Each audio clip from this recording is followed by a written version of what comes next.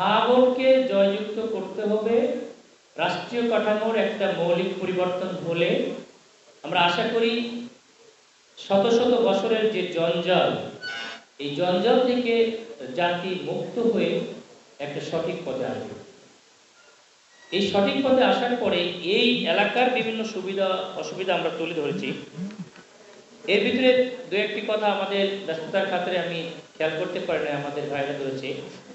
আমাদের ক্যান্টনমেন্টের এলাকার যে একটি সংযোগ রাস্তা, আমরা যদি এটাকে এখানে যে যাতায়াতের জন্য এক প্রান্ত থেকে আরেক প্রান্তে যে সমস্যা, আমাদের জামায়াত ইসলামী ক্ষমতায় আসলে এবং আলোচনা সাপেক্ষে আমরা চেষ্টা করব ভবিষ্যতে যে একটা আন্ডারপাস করা ফ্রম দ্য নেভি যে হেডকোয়ার্টার, এখান থেকে আমরা যদি সেনাকুঞ্জ পর্যন্ত নিয়ে যাই তাহলে কিন্তু এইখান থেকে ভিতরে যে যাতায়াতের যে সমস্যা, ধরেন পূর্ব প্রান্ত এবং পশ্চিম প্রান্ত, এটা কিন্তু একটা বড় ধরনের সমস্যা। এই সমস্যা থেকে পুরা দুইটা এলাকার মানুষই কিন্তু একটু মুক্তি পাবে।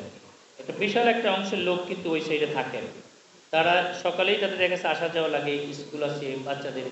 এটা থেকে আমরা পুরা এলাকাটাকে একটা হচ্ছে মুক্ত করতে পারবো, যানজট মুক্ত করতে পারবো।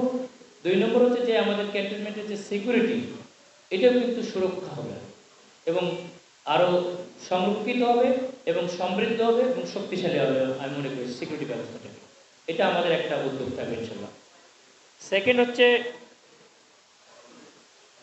কচুক্ষেত এবং বনানী যদি ফ্লাইওভার করি, এই ক্ষেত্রে আরও একটা ভিতরে যে সিকিউরিটি সিস্টেমটা বিশেষ করে এবং যাতায়াতের যে সমস্যা, দুটো থেকে আমরা মুক্তি পাবো।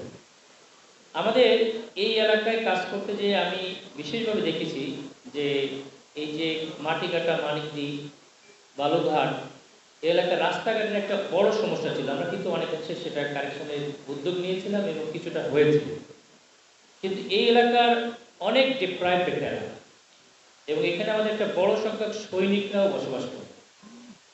এখানেও একটা বৈষম্য আছে আমরা দেখেছি। এখানে যে পেনশন পায়, ধরেন 10 বছর আগে যারা জব করত তারা যদি পেনশন পায়, রিটায়ারমেন্টে গেছে, এখন যারা রিটায়ারমেন্টে আসছে, এদের মধ্যে একটা বড় ধরনের ফারাক। এটাকে বলা হয় ওয়ান র্যাঙ্ক ওয়ান পেনশন। সুতরাং যারা আমরা আলোচনা করে জামায়াত ইসলামী যদি ক্ষমতা আসে, যারা 20 বছর আগে ধরেন একজন পেনশন নিয়েছে, রিটায়ারমেন্টে গেছে, সে যদি 20 বছর আগে 10,000 টাকা পেত, ওই ব্যক্তি কিন্তু এখন যে রিটায়ারমেন্টে যাচ্ছে সে ধরেন পাচ্ছে 30,000 টাকা। কিন্তু 20 বছর আগের বা 15 বছর আগের ওই ব্যক্তিকে যদি এখন 30,000-এর পরিবর্তে আপনি 10,000 টাকা দেন, ওই ব্যক্তির কি সংসার চলে? এই একটা চরম বৈষম্য আমার মনে আছে। এখানে কি ক্যান্টনমেন্টে আছেন কেউ এরকম? আছে কিনা আপনাদের মধ্যে? আমরা দেখছি এটা কিন্তু আমাদের সৈনিক বাইরের ক্ষেত্রে এই যে একটা বড় বৈষম্য। কিন্তু আমরা মনে করি আমরা তো নিয়াত করছি, আমরা তো চিন্তা করছি এবং আমরা এটা আলোচনা সাপেক্ষে অবশ্যই অবশ্যই বড় ধরনের আলোচনা লাগবে, কিন্তু আমাদের উদ্যোগ মহা, আমাদের উদ্দেশ্য মহা। অবশ্যই আল্লাহ এটা সমাধান করে দেবেন এবং আমরা এটা পারবো ইনশাআল্লাহ, ইনশাআল্লাহ। এবং এই এলাকায় স্বাস্থ্য সেবার ক্ষেত্রেও সৈনিকদের একটা বড় বঞ্চনার মধ্যে। ওনারা রিটায়ারমেন্টে যাওয়ার পরে কিছুটা ওনাদের স্বাস্থ্যসেবা পান, কিন্তু ওনাদের ওয়াইফরা পায় না। পায় নাকি? ওয়াইফরা পায় না।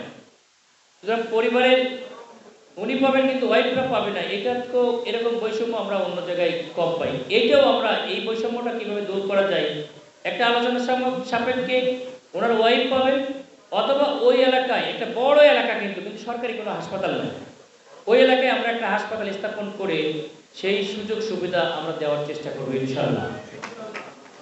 আমরা এটার পাশাপাশি আমাদের বেশ কিছু যুগ উপযোগী, সময় উপযোগী, আমরা চেয়েছি এই সমাজকে চাঁদামুক্ত করতে, সন্ত্রাস মুক্ত করতে, কিশোর গ্যাং মুক্ত করতে।